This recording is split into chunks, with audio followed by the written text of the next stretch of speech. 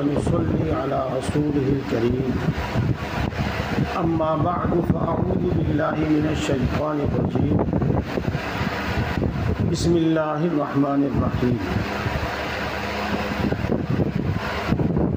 إن الذي فرض عليك القرآن لرادك إلى معاد صدق الله العظيم.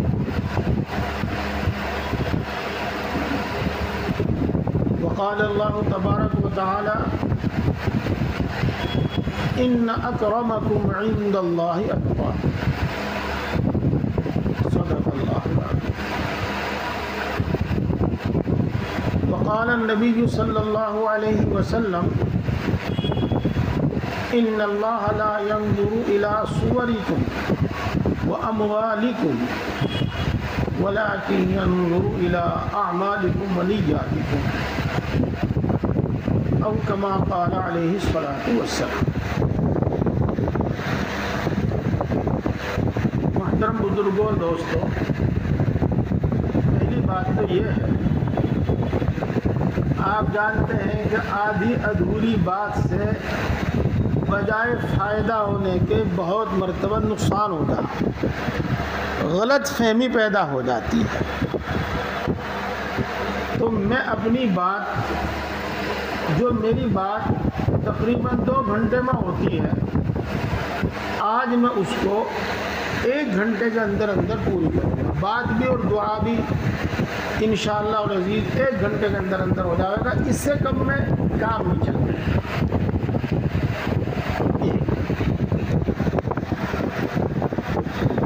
دوسری بات،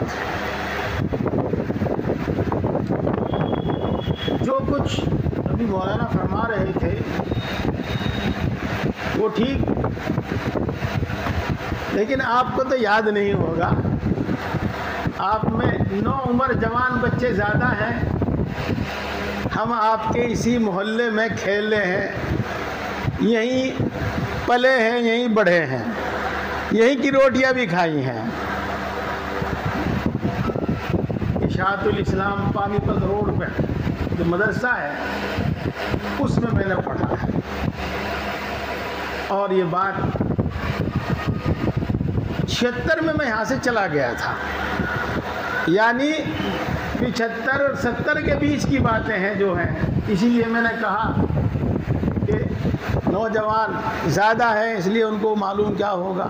ہاں یہ بات ضرور ہے کہ آپ مجھے ہفتے میں 10 دن میں انہی گلیوں میں گھومتا ہوا دیکھتے ہیں. اور ایک تیسری بات، بزرگوں اور دوستوں، وہ بات تو بہت لمبی ہے اور اس کے متعلق ایک مشہور شعر بھی ہے: یک زمانہ صحبت با اولیاء بہترد 100 سال طاعت بیریا. اللہ والوں کے ساتھ ایک گھڑی کی صحبت، ایک 100 سال کی اخلاص والی عبادت سے افضل ہے.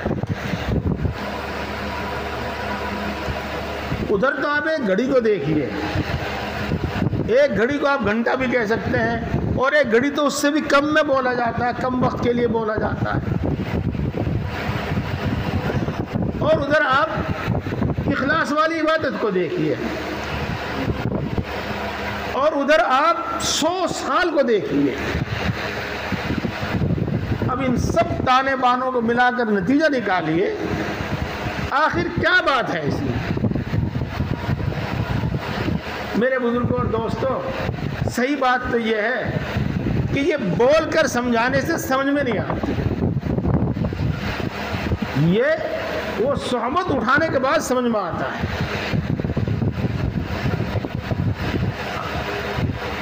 میں نے جو آیت شریفہ پڑھی ہے اس کے متعلق عرض کرتا ہوں، جو حدیث بات پڑھی ہے اس کے متعلق عرض کرتا ہوں.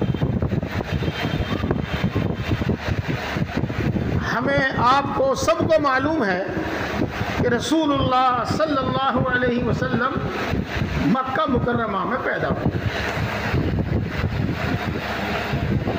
وہیں آپ کا خاندان تھا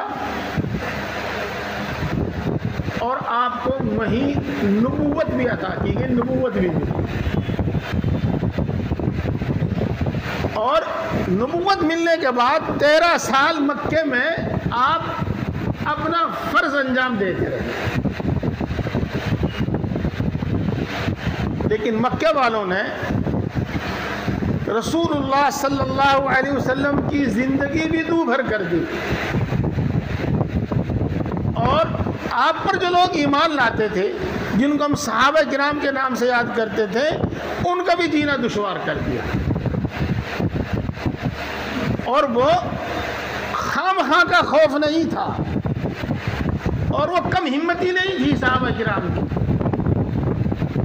بلکہ وہ واقعی حالات ایسے تھے کہ خود اللہ نے، اللہ کے رسول صلی اللہ علیہ وسلم نے ان کو کبھی حبشہ جانے کا حکم فرمایا، حبشہ جانے کی اجازت مرحمت فرمائی، اور کبھی یثرب یعنی مدینۃ الرسول، مدینہ منورہ میں ہجرت کرنے کا حکم دیا.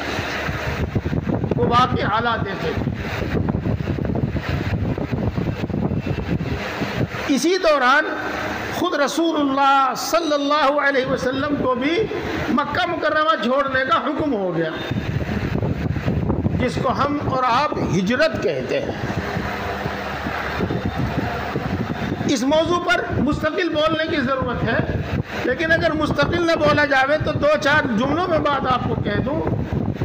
آپ آج انگلش کے الفاظ بہت زیادہ استعمال کرتے ہیں. آپ میں سے اکثر انگلش پڑھے ہوئے نہیں ہیں، لیکن وہ جانتے ہیں فارورڈ کرنا کس کو کہتے ہیں اور ڈیلیٹ کرنا کس کو کہتے ہیں، وہ جانتے ہیں. ریپلائی کرنا کس کو کہتے ہیں، وہ سب جانتے ہیں. تو میرے بھائیوں، اسلام میں جو الفاظ بولے جاتے ہیں، اسلامی تعلیمات میں جو الفاظ بولے جاتے ہیں، وہ ہمیں یاد ہونے چاہیے، بولنے چاہیے، اور اگر کوئی بولے تو ان کا مفہوم و مطلب ہمیں سمجھ میں آنا چاہیے. اسلام کی طرف سے اتنا غافل اور اتنا جاہل نہیں رہنا چاہیے. تو خیر، آپ کو بھی ہجرت کا حکم ہوا، اور ہجرت کا قصہ بڑا ایمان بڑھانے والا، ایمان افروز قصہ ہے، سننا چاہیے. انشاءاللہ پھر کبھی بیان کریں گے. آج تو میں آپ کو صرف اتنا بتانا چاہتا ہوں کہ رسول اللہ صلی اللہ علیہ وسلم رات میں حضرت ابوبکر صدیق رضی اللہ تعالی عنہ کے ساتھ اپنے گھر سے نکلے، مکہ مکرمہ سے نکلے، اور غار ثور ایک پہاڑ ہے، آپ عمرے کے لیے تشریف لے گئے ہوں گے، حج کے لیے تشریف لے گئے ہوں گے، آپ وہاں زیارت کے لیے بھی شاید گئے ہوں گے. اس پہاڑ کی کھو میں، غار میں آپ چھپ گئے. کس طرح وہاں اللہ تبارک و تعالیٰ نے آپ کی حفاظت فرمائی، وہ بھی ایک مستقل بات ہے. آج میں یہ عرض کرنا چاہتا ہوں کہ جب آپ غار ثور سے 3 دن کے بعد نکل کر چلے اور مکے کی سرحد سے باہر ہوئے، دیکھو میں پھر آپ کو متوجہ کرتا ہوں، اور انشاءاللہ درمیان میں متوجہ کرتا رہوں گا. میں نے سیما نہیں بولا، میں نے سرحد بولا، میں نے حد بولا، حد، سرحد، سیما نہیں بولا. اور میں آپ سے گزارش کرنا چاہتا ہوں، اگر آپ اس ملک ہندوستان میں عزت کے ساتھ زندہ رہنا چاہتے ہیں تو اپنا مذہب، اپنی تہذیب، اپنی زبان اور اپنی تاریخ سیکھیے، ورنہ آپ ایڑی چوٹی کا زور لگا لیں اور آپ دنیا کے خزانوں کے مالک ہو جاویں، آپ عزت سے زندگی نہیں گزار سکتے، آپ سر اٹھا کر اس دنیا میں، اس ہندوستان میں نہیں رہ سکتے. اس لیے میں نے سرحد بولا، سیما نہیں بولا.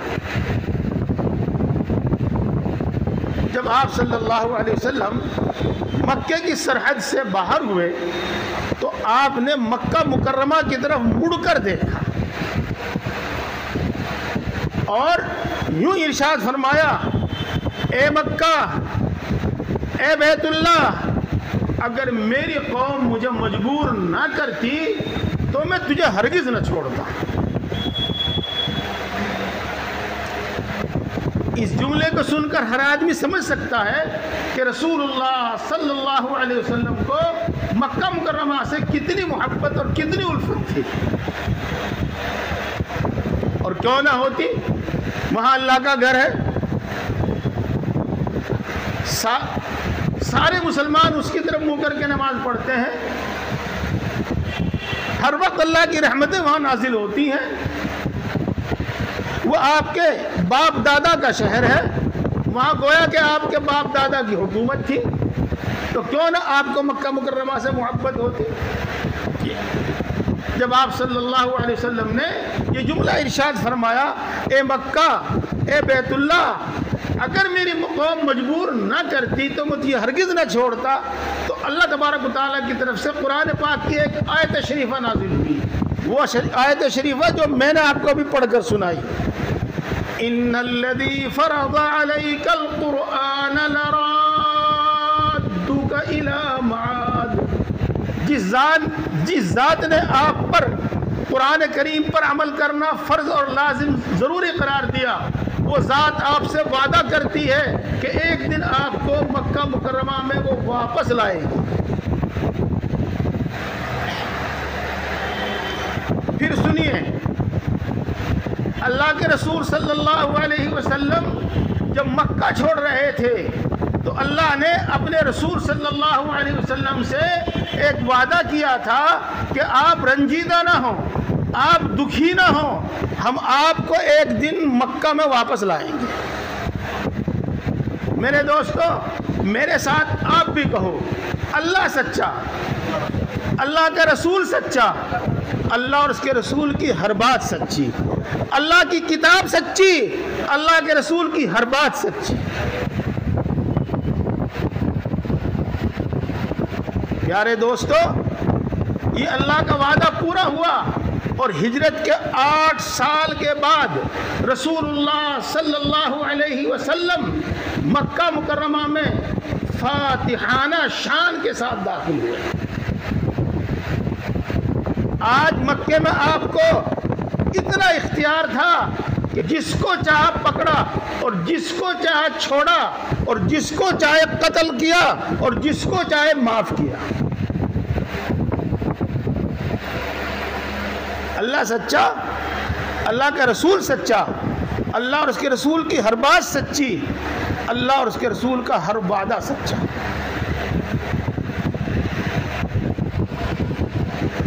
پیارے دوستو،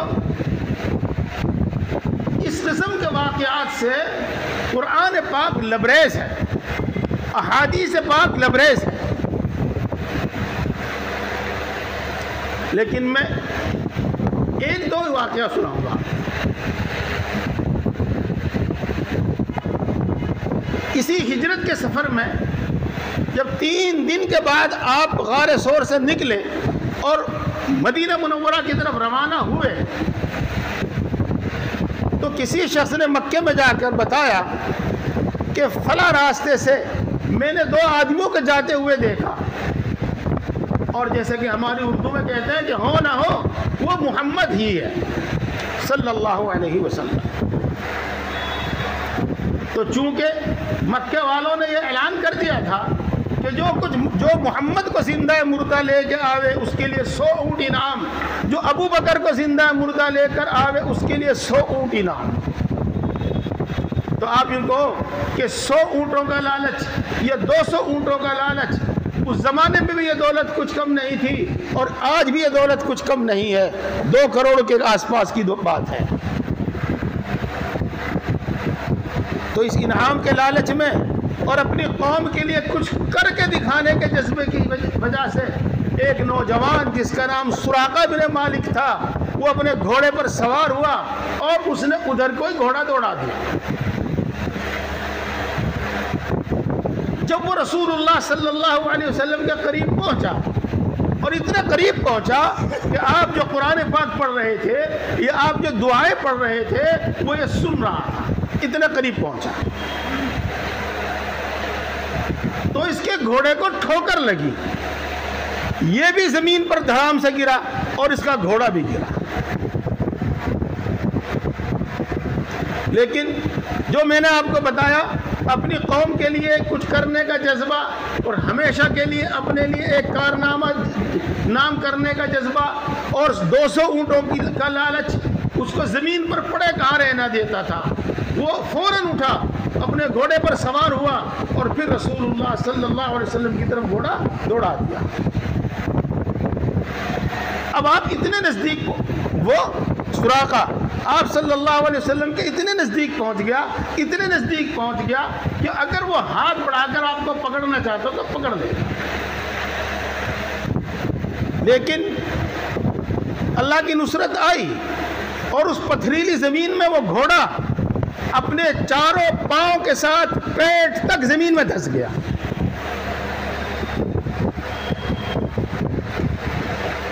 اس وقت سراقہ بن مالک کو احساس ہوا کہ یہ شخص واقعی اللہ کا نبی ہے اور اس شخص کے ساتھ اللہ کی نصرت ہے, تو وہ اپنے ارادے سے باز آیا اور رسول اللہ صلی اللہ علیہ وسلم کے ساتھ پھر خوشامد کی اور نرمی کی باتیں کرنے لگا.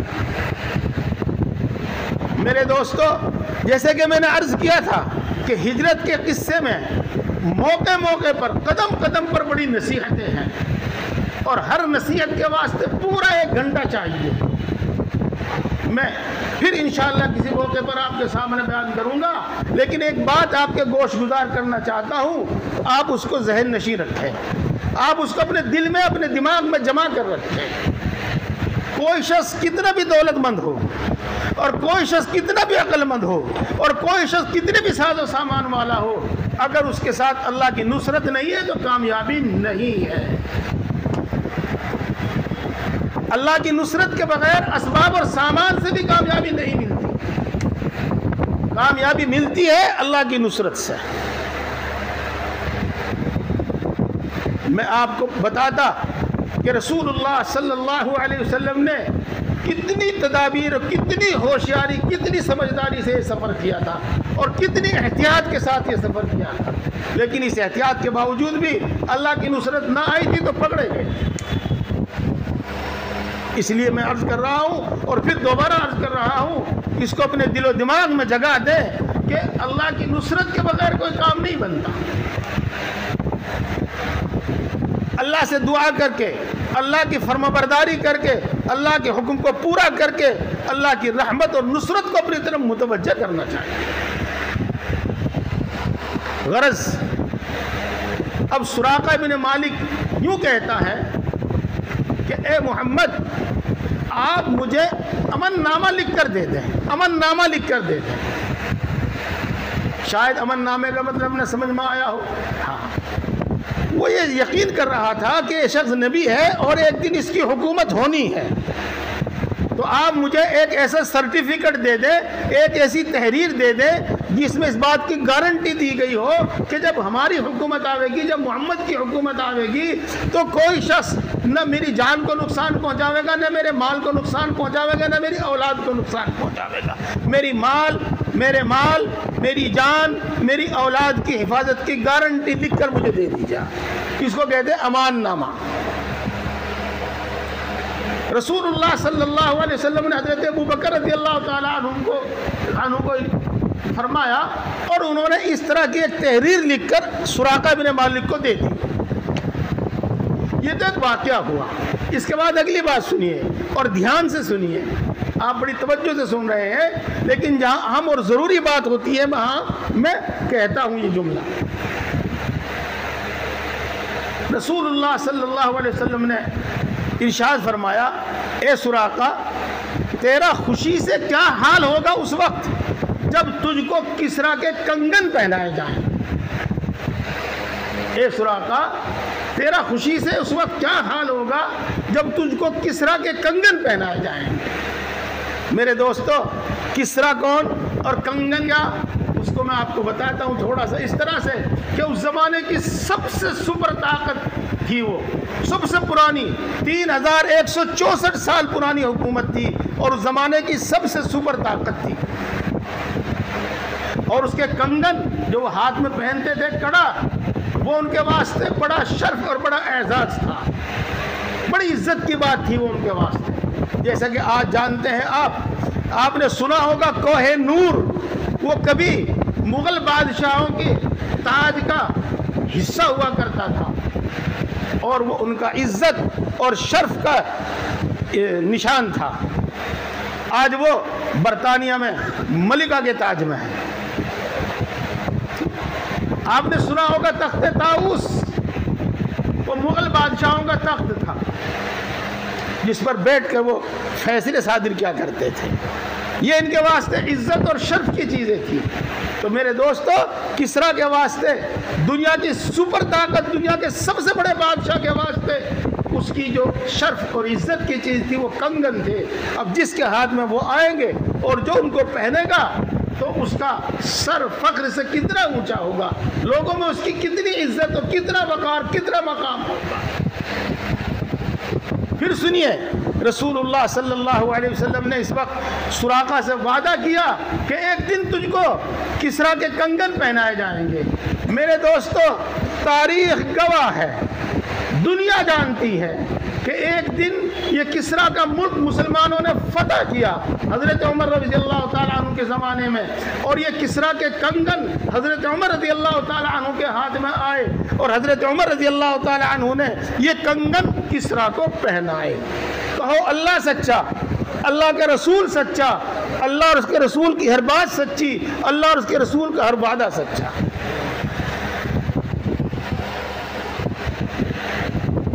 मेरे दोस्तों, जैसा कि मैंने अर्ज़ किया, और उलमा जानते हैं, और उलमा के जहन में तो बहुत सारे वाक़यात इस तरह के आ गए हैं, लेकिन मैं इन्हीं दो वाक़यात पर इक्तिफा करता हूँ, इन्हीं को काफ़ी समझता हूँ। इसके बाद एक दूसरी बात मैं आपको समझाता हूँ। आज हालात दुनिया भर में कैसे भी हैं, आज हालात हमारे मुल्क में कैसे भी हैं, आज इस मुल्क में हमारी अपनी हालत कैसी भी है, लेकिन याद रखो, इन तमाम हालात में भी अल्लाह के वादों में कोई शक को शुबा पैदा ना हो, कोई शक को शुबा पैदा ना हो, हरगिज़ कोई शक को शुबा पैदा ना हो। और जब कभी आपके दिल में कोई उल्टा सीधा ख्याल आए तो ये मेरे दो जुमले फिर लौटा लेना, अल्लाह सच्चा, अल्लाह का रसूल सच्चा, अल्लाह और उसके रसूल की हर बात सच्ची, अल्लाह के रसूल का हर वादा सच्चा। ये अपने दिल में अपनी ज़बान से फिर लौटा लेना इन बातों को, आपका वो ख्याल दूर हो जाएगा, वो वसवसा ख़त्म हो जाएगा। मेरे दोस्तों, इसी तरह की बात है, जब रसूलुल्लाह सल्लल्लाहु अलैहि वसल्लम मदीना मुनव्वरा में थे तो मक्के वालों ने पूरे अरब के कबीलों को, ख़ानदानों को, यहूदियों को और जो भी वहाँ थे उन सब से एक इत्तिफाक किया, एक मुआहदा किया, और उन सब ने मिलकर मदीना मुनव्वरा पर धावा बोल दिया। और उनका ये मंशा था, उनका ये मकसद था, और उनका ये तयशुदा बात थी कि मदीने की ईंट से ईंट बजानी है, और मदीने से इस्लाम को ख़त्म करना है, और मदीने से मुसलमानों को ख़त्म करके आना है। इस इरादे के साथ, इस जज्बे के साथ वो निकले थे। इसी के मुताबिक उन्होंने अपनी तमाम कार्रवाइयाँ अंजाम दी थी, इसी के मुताबिक उन्होंने अपना सामान इकट्ठा किया था, सामान जमा किया। दोस्तों, जब रसूलुल्लाह सल्लल्लाहु अलैहि वसल्लम को इसकी खबर हुई, मशवरा हुआ, तो मशवरे में तय पाया कि मदीने से बाहर निकलकर इनका मुकाबला नहीं करना है, बल्कि मदीने में अंदर रहकर ही मुकाबला करना है। और तीन तरफ तो पहाड़ हैं, जिनसे पहाड़ों से मदीना घिरा हुआ है, इधर से तो दुश्मन के आने का इम्कान नहीं है। जो हिस्सा हमवार है, तकरीबन 10 किलोमीटर का हिस्सा, उसमें खंदक खोद दी जाए। शायद खंदक का मतलब भी न समझे हो आप, और अगर समझ गए हो तो मैं और समझा दूं, इतना गहरा गड्ढा खोद दिया जावे कि अगर उसमें कोई गिर जावे तो ऊपर न चढ़ सके, और इतना चौड़ा गड्ढा खोद दिया जावे तो आदमी घोड़ा भी कूद कर उसको पार न कर सके। इसको कहते हैं खंदक। तो खंदक खोदने का काम शुरू हुआ। رسول اللہ صلی اللہ علیہ وسلم نے 10 میٹر صحابہ کرام رضوان اللہ تعالیٰ علیہ مجمعین کے درمیان خندق تقسیم کر دی. آپ کو یہاں سے یہاں تک کھودنی ہے, آپ کو یہاں سے یہاں تک کھودنی ہے, آپ کو یہاں سے یہاں تک کھودنی ہے. اور 2 صحابہ کو مقرر کر دیا, اور جس طرح 2 صحابی جتنی خندق کھود رہے تھے اتنی خندق رسول اللہ صلی اللہ علیہ وسلم نے اپنے ذمے بھی لی, اور ایک صحابی کو ساتھ لے کر اتنی خندق آپ نے بھی کھودی. حضرت سلمان فارسی رضی اللہ تعالیٰ عنہ جنہوں نے خندق کھودنے کا مشورہ دیا تھا, وہ جب اپنی خندق کھود رہے تھے, اپنے حصے کی جگہ کھود رہے تھے, تو وہاں پر پہاڑ کی ایک چٹان, پتھر کی ایک چٹان نکل آئی. حضرت سلمان فارسی رضی اللہ تعالیٰ عنہ نے اور ان کے ساتھی نے اپنی تمام تر کوشش کی, جس کو ہماری اردو میں کہتے ہیں کہ ایڑی سے چوٹی تک کا زور لگا دیا, لیکن وہ پتھر ٹوٹ نہیں سکا. اس لیے خود اپنی رائے سے کچھ کرنے کے بجائے وہ رسول اللہ صلی اللہ علیہ وسلم کی خدمت میں حاضر ہوئے اور صورتحال بیان کی. رسول اللہ صلی اللہ علیہ وسلم بذات خود وہاں تشریف لائے اور اللہ کا نام لے کر کدال زور سے ماری. آپ صلی اللہ علیہ وسلم صحت, تندرستی اور طاقت میں بھی جنت کے 40 آدمیوں کے برابر طاقت رکھتے تھے. تو پہلی کدال میں وہ پتھر کے چٹان کے 2 ٹکڑے ہوئے. اور آپ جانتے ہیں جب کسی سخت چیز پر لوہا بڑی زور سے مارا جاتا ہے تو چنگاریاں اٹھتی ہیں. ایک چنگاری اٹھی, روشنی ہوئی.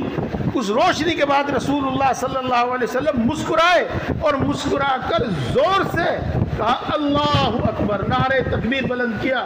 آپ کا نعرہ تکبیر سن کر صحابہ نے بھی نعرہ تکبیر بلند کیا. پھر آپ نے دوبارہ کدال ماری, پھر اسی طریقے سے اس کے 2 ٹکڑے ہو گئے, اور پھر اسی طریقے سے اس میں سے روشنی ہوئی. تو اس روشنی کے بعد بھی رسول اللہ صلی اللہ علیہ وسلم مسکرائے اور زور سے نعرہ تکبیر بلند کیا. آپ کے ساتھ صحابہ کرام رضوان اللہ تعالیٰ علیہ مجمعین نے بھی نعرہ تکبیر بلند کیا. پھر تیسری کدال ماری تو باقی جو چٹان تھی وہ بھی ٹوٹ گئی اور خندق جس طرح ہونی چاہیے تھی اس طرح ہو گئی. اس مرتبہ بھی ایک روشنی ہوئی. اس روشنی کے بعد رسول اللہ صلی اللہ علیہ وسلم مسکرائے اور اس کے بعد بھی نعرہ تکبیر بلند کیا. آپ کے ساتھ صحابہ نے بھی نعرہ تکبیر لگایا. جب آپ صلی اللہ علیہ وسلم ایک جگہ آرام سے بیٹھ گئے تو صحابہ نے پوچھا, اے اللہ کے رسول, آج تو بڑی عجیب غریب بات دیکھی, آپ ہمیں اس کا راز بتاؤ, کیا راز ہے؟ آپ کیوں مسکرائے اور کیوں نعرہ تکبیر بلند کیا؟ آپ صلی اللہ علیہ وسلم نے ارشاد فرمایا, جب میں نے پہلی کدال ماری اور اس میں روشنی ہوئی تو میں نے ملک یمن کے بادشاہ کے محلات دیکھے, اور حضرت جبریل یہاں پر موجود تھے. انہوں نے کہا, اے محمد, آپ کو آپ کی امت کو خوشخبری ہو, ایک دن آپ کی امت ان محلات کو, اس ملک کو فتح کرے گی اور یہ محلات آپ کی امت کے قبضے میں ہوں گے. میں خوش ہوا اور خوش ہو کر میں مسکرایا اور نعرہ تکبیر بلند کیا. اور جب دوسری کدال میں نے ماری تھی اس میں جو روشنی ہوئی تھی, اس روشنی میں نے کسرا کے بادشاہ کے محل دیکھے. اور اس وقت بھی جبریل نے کہا, اے محمد, آپ کو اور آپ کی امت کو خوشخبری ہو, آپ کی امت اس ملک کو فتح کرے گی اور یہ محل ایک دن آپ کے قبضے میں ہوں گے. میں خوش ہوا, مسکرایا اور نعرہ تکبیر بلند کیا. اس کے بعد جب تیسری کدال ماری تھی اور اس میں روشنی ہوئی تھی تو اس روشنی میں نے دنیا کی دوسری سپر طاقت ملک روم کے ملک شام کہہ لو, ملک روم کہہ لو, اس کے محل میں نے دیکھے. اور حضرت جبریل نے مجھے خوشخبری دی, اے محمد, آپ کو آپ کی امت کو خوشخبری ہو, آپ کی امت ایک دن اس ملک کو فتح کرے گی اور یہ محل آپ کی امت کے قبضے میں ہوں گے. میں خوش ہوا اور نعرہ تکبیر بلند کیا. میرے دوستو, میرے پیارے بھائیوں, آپ جتنی توجہ سے سن رہے ہیں اس سے زیادہ توجہ سے سننا ممکن ہی نہیں ہے, لیکن میں پھر بھی کہوں گا, دھیان دیجئے, دھیان دو میرے دوستو. اللہ کے رسول صلی اللہ علیہ وسلم کو جب خوشخبری سنائی جاتی ہے کہ ملک یمن فتح ہوگا اور ملک ایران، ملک فارس فتح ہوگا اور یہاں ملک روم فتح ہوگا اور یہاں آپ کی امت کی حکومت ہوگی، تو آپ خوش ہوتے ہیں اور نعرے بلند، تکبیر بلند کرتے ہیں۔ میرے دوستو، جب دنیا کی مال و دولت اور جب دنیا کی حکومت اور جب دنیا کا عہدہ اپنا ایمان بچانے کے لیے، دوسروں کا ایمان بچانے کے لیے اور دین کی اشاعت کے واسطے ہو، تو یہ پھر پسندیدہ چیز ہے، یہ پھر کوئی بری چیز نہیں۔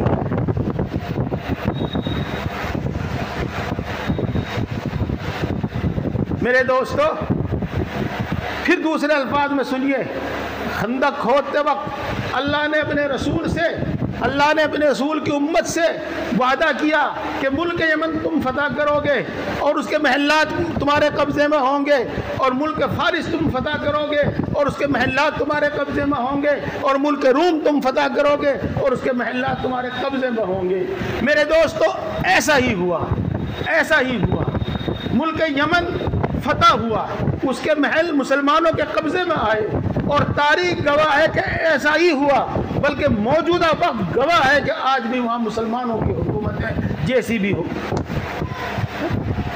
ملک فارس فتح ہوا، ملک فارس فتح ہوا اور وہ محل مسلمانوں کے قبضے میں آئے، تاریخ گواہ ہے، اور آج بھی وہاں مسلمانوں کی حکومت ہے۔ ملک شام فتح ہوا اور کہ محل مسلمانوں کے قبضے میں آئے، تاریخ گواہ ہے، موجودہ وقت گواہ ہے، وہ بھی مسلمانوں کے قبضے میں ہے۔ میرے دوستو، پھر کہو آپ اپنی زبان سے، اللہ سچا، اللہ کا رسول سچا، اللہ اور اس کے رسول کی ہر بات سچی، اللہ اور اس کے رسول کا ہر وعدہ سچا۔ یہ واقعہ میں نے اسی لیے نہیں سنایا، میں اس میں کچھ اور سنانا چاہتا ہوں۔ جب رسول اللہ صلی اللہ علیہ وسلم نے یہ بات بیان کی تو جو سچے پکے مسلمان تھے ان کو اس میں کوئی شک و شبہ نہیں ہوا، کوئی شک و شبہ نہیں ہوا، کوئی شک و شبہ نہیں ہوا۔ لیکن جو کچے پکے مسلمان تھے اور جو منافق تھے، انہوں نے رسول اللہ صلی اللہ علیہ وسلم کا مذاق اڑانا شروع کر دیا۔ انہوں نے مسلمانوں کا، جو مسلمان اس بات کو بیان کرتا، اس کا مذاق اڑانا شروع کر دیا۔ یہ کریں گے ملک مصر کو فتح، یہ کریں گے فارس کو فتح، جن کے گھر میں کھانے کو دانے بھی نہیں، جو بھوک کے پیٹ پہ پتھر باندھو پھرے، جو اپنی حفاظت بھی کرنے کے لائق نہیں، یہ کریں گے اتنی بڑی حکومت کو فتح۔ اس طرح کے مذاق اڑانے شروع کر دیے۔ اس وقت اللہ تبارک و تعالیٰ نے ایک آیت شریفہ نازل فرمائی، کیا؟ اللہم مالک الملک تؤتی الملک من تشاء وتنزع الملك ممن تشاء وتعز من تشاء وتذل من تشاء بيدك الخير انك على كل شيء قدير۔ اس آیت شریفہ کا ترجمہ نہیں، اس کا حاصل یہ ہے کہ ملک اور بادشاہوں کا مالک اللہ ہے۔ وہ جس کو چاہتا ہے بادشاہ عطا کرتا ہے، اور جس کو چاہتا ہے، جس سے چاہتا ہے بادشاہ چھین لیتا ہے۔ وہ ننگوں کو، ننگے پیر، ننگے سر، ننگے بدن رہنے والوں کو بادشاہ دے دے، اور وہ 3163 سال کی حکومت کو پل جھپکنے میں برباد کر دے۔ میرے دوستو، یہ واقعہ میں نے آپ کو سنایا کہ حالات کیسے بھی ہو، کہیں سے کہیں امید کی کوئی کرن نہ نظر آتی ہو، کوئی آثار نہ ہو، کوئی سامان نہ ہو، کوئی اسباب نہ ہو، لیکن اس کے باوجود اللہ کے وعدوں میں کوئی شک نہیں ہے، وہ ضرور پورے ہوں۔ امید ہے کہ میری بات آپ کی سمجھ میں آ رہی ہوگی۔ میرے پیارے بھائیوں، یاد رکھو، اللہ رب العزت نے اعمال پر بہت سارے وعدے فرمائے ہیں، اور ان میں سے بہت سے وعدے ایسے ہیں جو دنیا میں پورے ہوں گے۔ جیسے کہ آپ نے ابھی سنا مکہ فتح ہوگا، مکہ فتح ہوا۔ آپ نے سنا کہ کنگن سراقہ کو پہنائے جائیں گے، سراقہ کو کنگن پہنائے گئے۔ آپ نے سنا یمن فتح ہوگا، ایران فتح ہوگا، ملک شام فتح ہوگا، وہ وعدے تھے، اور جو دنیا میں پورے ہونے والے تھے جو دنیا میں پورے ہوئے۔ اور اسی طریقے سے اللہ تبارک و تعالیٰ نے اعمال پر آخرت میں بہت کچھ وعدہ فرمایا، بہت کچھ وعدہ فرمایا، وہ آپ سنتے رہتے ہیں، اور میری گزارش ہے کہ آپ ان کو بار بار سنا کریں، بار بار پڑھا کریں، اس سے ایمان مضبوط ہوتا ہے، اس سے یقین مضبوط ہوتا ہے، اس سے اللہ کا خوف پیدا ہوتا ہے، اس سے آخرت کی فکر پیدا ہوتی ہے۔ یہ تمام وعدے سچے ہیں، یہ تمام وعدے سچے ہیں، یہ تمام وعدے سچے ہیں، یہ سب پورے ہو کر رہیں گے، یہ سب پورے ہو کر رہیں گے میرے دوستو، سب پورے ہو کر رہیں گے۔ یہ 2-3 واقعات جو میں نے آپ کو سنائے، یہ مثال کے طور پر سنائے، دلیل کے طور پر سنائے، مجھے سمجھانا یہی تھا، بتانا یہی تھا کہ اللہ تبارک و تعالیٰ نے اعمال پر جو وعدے کیے ہیں، دنیا کا وعدہ ہو یا آخرت کا وعدہ ہو، وہ ضرور ضرور پورا ہوگا، اس میں کوئی شک و شبہ نہیں ہے۔ اور اسی طریقے سے میرے پیارے بھائیوں،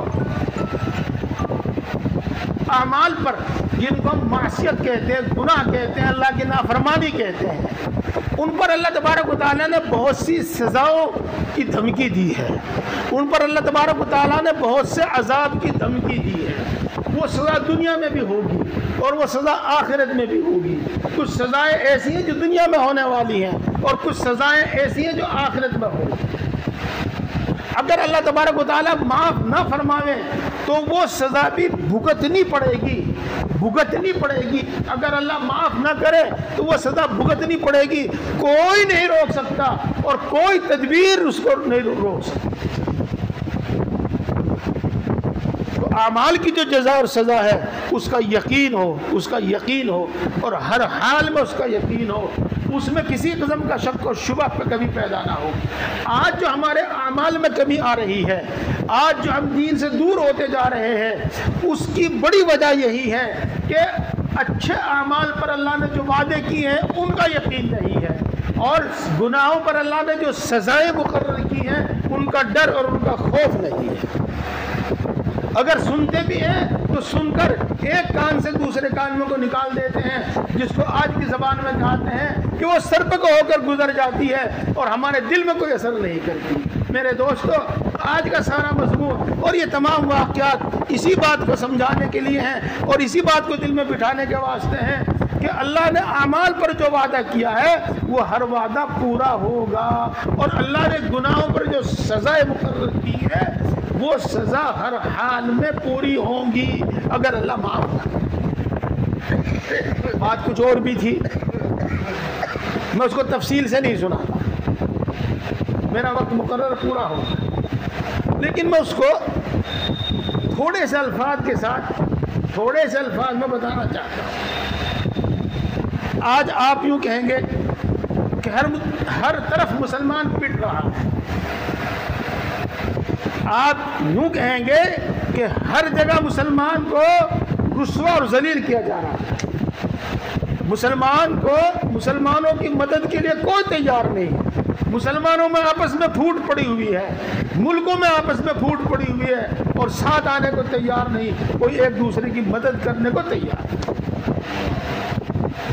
آپ یہ بھی کہہ سکتے ہیں کہ بڑے بڑے اللہ والے گزرے ہیں، آج دنیا میں کوئی ایسا اللہ والا بھی نہیں ہے جو بد دعا کر دے ان کے واسطے اور حالات بدل جائیں، جو دعا کر دے مسلمانوں کے واسطے اور حالات بدل جائیں، جو دعا کر دے مسلمانوں کے واسطے اور اللہ کی نصرت آ جاوے، مسلمانوں کو فتح حاصل ہو جاوے۔ میرے دوستو، میں آپ کو اور ایک آیت شریفہ اور ایک واقعہ سناتا، لیکن اس میں بھی آدھا گھنٹہ قریب لگے گا، اس لیے میں اس کو چھوڑ رہا ہوں، پر میں آپ کو اتنی بات بتا رہا ہوں کہ جب آپ قرآن حدیث کو پڑھیں گے اور جب آپ حدیث میں اس زمانے کے بارے میں جو کچھ آیا ہے وہ سنیں گے تو آپ یوں کہیں گے کہ یقیناً اللہ سچا، اللہ کا رسول سچا، اللہ اس کے رسول کی ہر بات سچی۔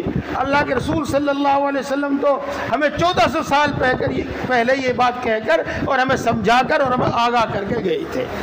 مثال کے طور پر ایک حدیث ہے، مشہور حدیث پاک ہے، رسول اللہ صلی اللہ علیہ وسلم نے ارشاد فرمایا ایک زمانہ ایسا آئے گا کہ لوگ تمہیں ہلاک اور تباہ کرنے کے لیے، تمہیں مٹانے کے لیے اس طریقے سے ایک دوسرے کو بلائیں گے اور اس طریقے سے سب ایک جگہ اکٹھے ہو جائیں گے جس طریقے سے دسترخوان پر بلایا جاتا ہے اور جس طریقے سے لوگ دسترخوان پر اکٹھے ہو جایا کرتے ہیں۔ صحابہ نے عرض کیا کہ اے اللہ کے رسول، کیا ہم اس زمانے میں تھوڑے ہوں گے، کم ہوں گے؟ تو آپ صلی اللہ علیہ وسلم نے ارشاد فرمایا نہیں نہیں، اس زمانے میں تم بہت زیادہ ہوں گے، بہت زیادہ ہوں گے۔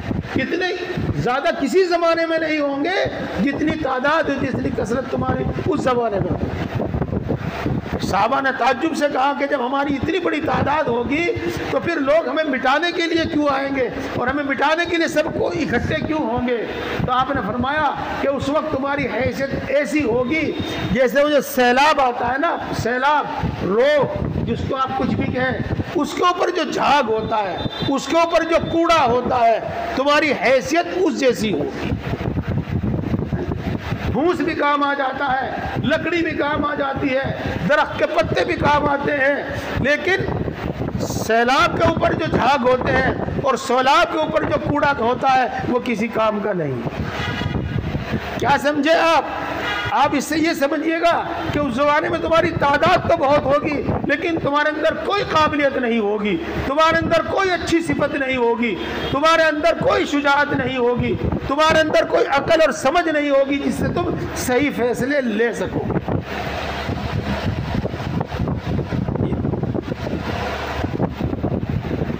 رسول اللہ صلی اللہ علیہ وسلم نے ارشاد فرمایا اے لوگوں، خود بھی نیک عمل کرتے رہو اور دوسروں کو بھی نیک عمل کی دعوت دیتے رہو، جس کو امر بالمعروف کہتے ہیں۔ اے لوگوں، خود بھی گناہوں سے بچتے رہو اور دوسروں کو بھی گناہوں سے بچاتے رہو، دوسروں کو بھی گناہوں سے روکتے رہو، جس کو نہی عن المنکر کہتے ہیں۔ اگر تم ایسا نہیں کرو گے، اگر تم ایسا نہیں کرو گے تو وہ وقت آئے گا کہ تمہارے بڑے اور تمہارے نیک لوگ تمہارے حق میں دعائیں کریں گے اور ان کی دعا قبول نہیں ہوگی۔ یہ حدیث پاک ہے، فضائل اعمال میں بھی ہے، ہو سکتا ہے آپ کو یہ بات یاد آ گئی،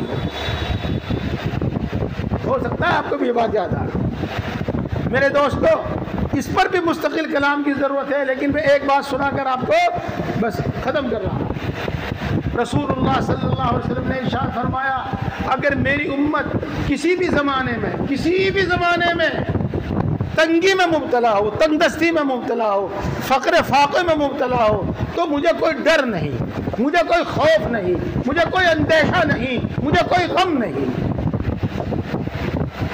اور اگر میری امت کے پاس مال دولت آ جائے اور مال دولت کی کثرت کی وجہ سے پھر ان کے اندر کمپٹیشن آ جا رہا ہے، کمپٹیشن کا مطلب آپ سمجھ رہے ہوں گے، میرے پڑوسی نے یہ 3 منزلہ مکان بنایا ہے تو 4 منزلہ بنا کے رہوں گا، چاہے کچھ کرنا پڑے، 4 منزلہ بنا کر رہوں گا، اور اس سے بڑھیا بنانا ہے اور دکھانا ہے اس سے بڑھیا بنا کر۔ اس کو کہتے ہیں تنافس، اس کو کہتے ہیں کمپٹیشن۔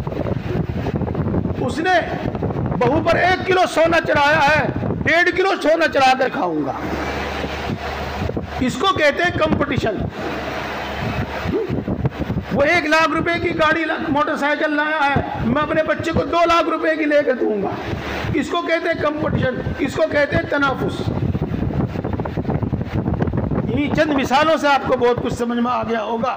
تو اس کے بعد رسول اللہ صلی اللہ علیہ وسلم ارشاد فرماتے ہیں کہ میں اس سے ڈرتا ہوں کہ میری امت میں مال زیادہ آ جاوے اور پھر ان کے اندر تنافس شروع ہو جاوے، کمپٹیشن شروع ہو جاوے، اور اس مال کی زیادتی اور اس تنافس اور کمپٹیشن کی وجہ سے جس طریقے سے پہلی امتیں ہلاک ہوئی ہیں، میری امت بھی ہلاک اور تباہ ہو جائے۔ تو میں 2-3 باتیں آپ کو سنائی ہیں، میں یہ عرض کر رہا ہوں کہ ہم اگر حدیث کو سمجھے تو ہمیں اس زمانے کے حالات دیکھ کر ایسا محسوس ہوگا جیسے کہ رسول اللہ صلی اللہ علیہ وسلم کی آنکھوں کے سامنے تھا یہ منظر، اور آپ یہ سب کچھ دیکھ دیکھ کے فرما رہے ہیں۔ اس لیے میرے بزرگوں اور دوستوں، اپنے اعمال کی اصلاح کرو، اپنے اخلاق کی اصلاح کرو، اپنے ایمان کو کامل کرو اور دین پر آؤ، دین پر آنے سے اللہ تبارک و تعالیٰ کامیابی کی ذمہ داری لیتا ہے، دنیا کی بھی اور آخرت کی۔ شیطان کے دھوکے میں نہ آؤ، نفس کے بہکاوے میں نہ آؤ، دنیا کو دیکھ کر نہ چلو، اللہ اور اس کے رسول کے کلام کو سمجھ کر اور اس کو سمجھنے والوں کی بات سن کر اس پر چلو۔ اللہ تبارک و تعالی ہم سب کو توفیق عطا فرمائے۔ وآخر دعوانا الحمدللہ رب العالمین۔ الحمدللہ رب العالمین۔